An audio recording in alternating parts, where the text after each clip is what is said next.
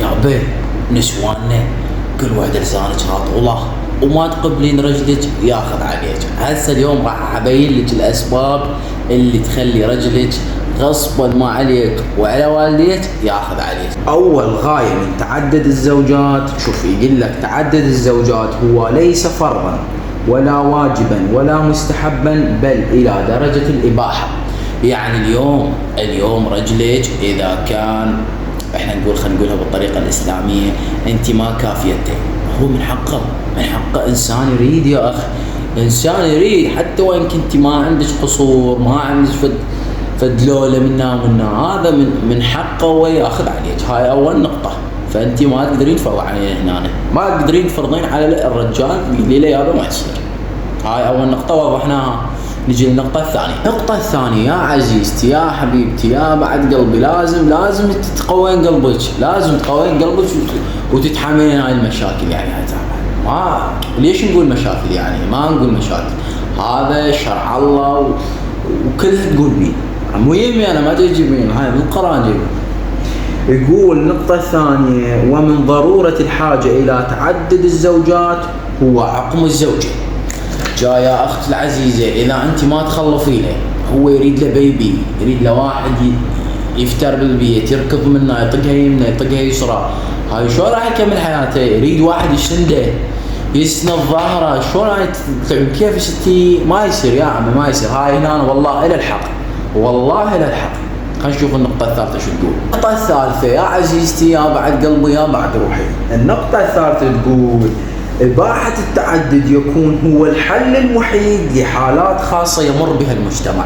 يعني مثل شنو الحالات الخاصة؟ يعني مثلا عندك الحروب مثلا تفتك بالبشر، انت خو ما كافة جنوين تجول والهذا ينجر، احنا ما نذكر اسمه ما هاي انت اول رجال يقوم بواجبه الدفاع عن الوطن والدفاع عنك. فالحروب راح تاكل الرجال وتعوف النساء. فهذا ثالث سبب. لازم تكونين قانعة، انت قانعة وخاضعة لجميع هاي الشروط. هاش بس الحروب هنا شيء لا محال منه. نجي للنقطة الرابعة. اويل يا ربك النقطة الرابعة ما بيها كل مجال. اويلي وحقاده شاربه ماكو، وحقاده شاربه عزينه ماكو. هاي النقطة غصبا ما عليك تقبلين. شلون؟ تعالي خليني اقول لك النقطة شو تقول. في التعدد اكثارا للنسل.